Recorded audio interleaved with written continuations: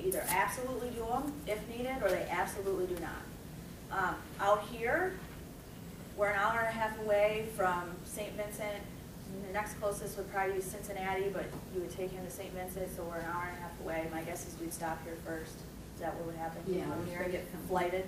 We're supposed to come here first Okay. and notify St. And then we'll Vincent. fly him and we're doing CPR. Well, okay.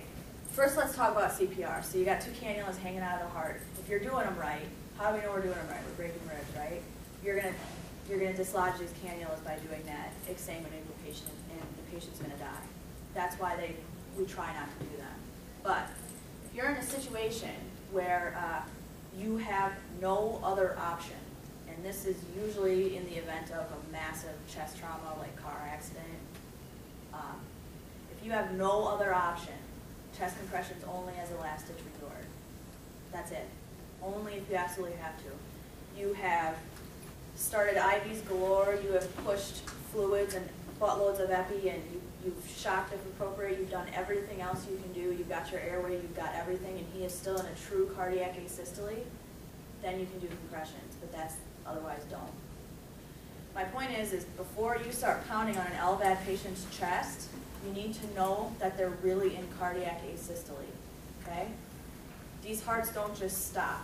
They can, but remember, he's got a pacemaker, he's got a pump that only stops if it massively clots off or unplugs, which both of those instances are extremely rare.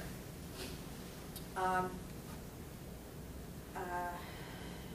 trying to word this better. A true cardiac asystole is very uncommon. Does that make sense? Usually it's a situation where a patient, if they'll die from something else, and then you have to turn the L-VAD off. The L-VAD doesn't stop. So a true cardiac asystole is very uncommon. It doesn't ever happen. These hearts don't just stop. So you recommend no compressions unless true?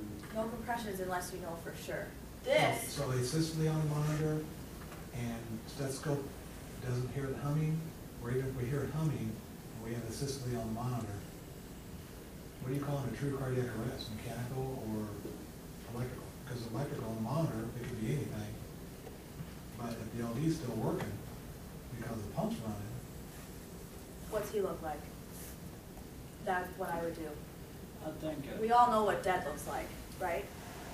What does this patient or anybody else look like? If he's blue and you still have a hum right here, I'd probably do chest compressions. If he looks like he does right now, he's just not responding to you and you have the hum, but you got nothing on the monitor, I'd push epi. That's probably what I would do. But in transit, and if we witness it, he's not going to look real bad real quick.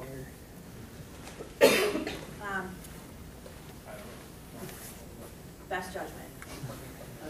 I mean, that's all anybody can do.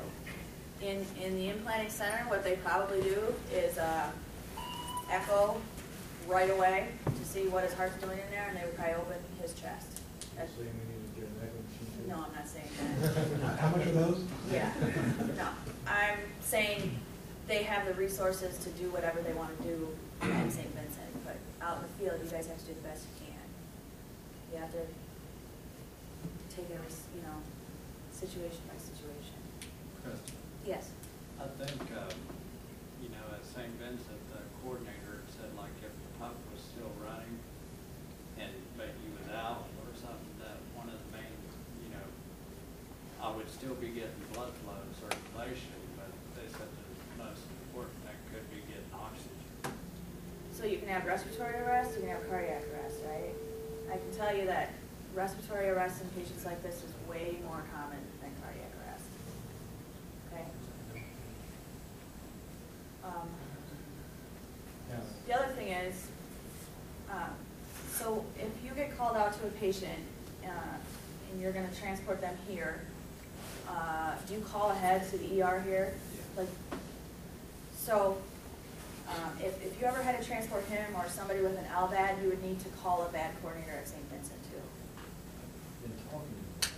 And they can help you. We're getting information. What she recommends is if we go on one that's going to be transferred, I'm going to call the VAD. call them as soon as we come in contact with them. Right. And they will either send their own, send messages, this goes for us to take them there. Right. That's what I heard. So those VAD coordinators, they're golden. They know all of these patients. They know them better than they know their kids. They can help you. If it's 2 years from now, you don't remember what I said, you need to call them first anyways. Anytime you have any occurrence with one of these patients, they need to be called. They can help you. They can say, what's the patient look like? What's the patient's pulse? And they can help you decide whether chest compressions is your last ditch. She said it could be like just an EMT does through our dispatch. She can do that. Right. And all our trucks. Okay. Cause like, as I get more going out on my own kind of, you know, I could go out and maybe have an equipment failure, my buzzer's did. If you haven't already, you should be getting a call from EOC Nobody Road know with what your, to do. show us I around have the to call operation, my wall, finish you your training. know, that you can call the coordinators and they can maybe walk you through on how to change. And they will. The And power and. they're very good at walking you through any emergency that you can encounter with these types of patients. They've been there, done that. I can't say that about every center in the United States. St. Vincent, I can. Okay. You keep saying you've got a card in your wallet. You don't wear like a medical alert bracelet or anything like that? I'm working on. We're working on that. So it took us about 500 years to get these patients a bracelet. I don't know, VADs have been around for 30 years. I mean, obviously they haven't been as good as what we have now. But we've been working on bracelets. We finally have bracelets. They're black with a little orange tab.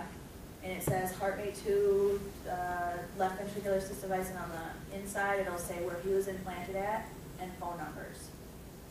You'll have one of those So he's pretty much wearing a bracelet. sooner rather than later. I need to get one. No, I'm talking about your Backpack. Yeah, if you see all this gear on me, check my wall. There's something definitely. Well, wrong. what you should do, if you ever get to a patient, like at the mall or something, you get called to a patient that's not responsive and you don't feel a pulse, guys should now be thinking to feel the patient up to make sure they don't have stuff.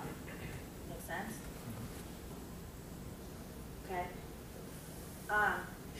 Questions about emergencies and chest compressions and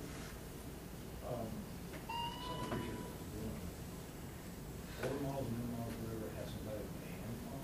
yeah, okay, so, L-VADs or VADs have been around for like 30 years. They used to be pulsatile pumps for the most part, okay? Remember if I said if your heart was a piece of equipment, it'd be a pulsatile pump. Fills, ejects, mechanical valves, things like that. The thing about pulsatile pumps and the reason they were replaced with a continuous flow pump, which is what this is because they would die. Our first generation pump was called an XVE. It was quite a bit bigger. It was loud. You would have been able to hear him when you walked in the room. It was powered off of air and electricity, okay? So the air would in and then it would suck out. And that's what would make it fill and eject. That's why you could have a hand pump. If that pump failed, which is they did after about 18 months, you could hand pump. You can't hand pump 8 to 10,000 RPMs because it's not air anymore that's running off it, it's just electricity. The reason those pumps would fail is not because of the air or anything like that, it was because of the valves. So the valves would just like break off and fail. Then you could hand pump. We wouldn't even have to talk about chest compressions because you have hand pumps. You could hand pump the heart rate. This doesn't have a hand pump, first of all, because it doesn't have any valves, so it doesn't just shut off like the old one did, and because you can't, hand pump electricity, obviously. Does that make sense? So there's no hand pump. Common question. Anything else? I'm going to go through alarms. Have you ever had an alarm before? Yeah, most patients don't have alarms ever, but I'll just tell you the basic ones. So the alarms come off of here. Remember, this is kind of the keyboard. There are 2 separate keyboards in this system controller. They're both the same. So right now his pump is running off the primary keyboard. If it were to fail, it would back up to the backup. yeah. We're completely the same. That door down Okay? there probably locked. Hardly ever happens, but if it does, we want to have a backup plan. 2 buttons on here. You're not going to hurt anything, slow the pump down or anything like that if you touch one of the buttons because you don't remember what I said. It doesn't matter. They're pretty self-explanatory.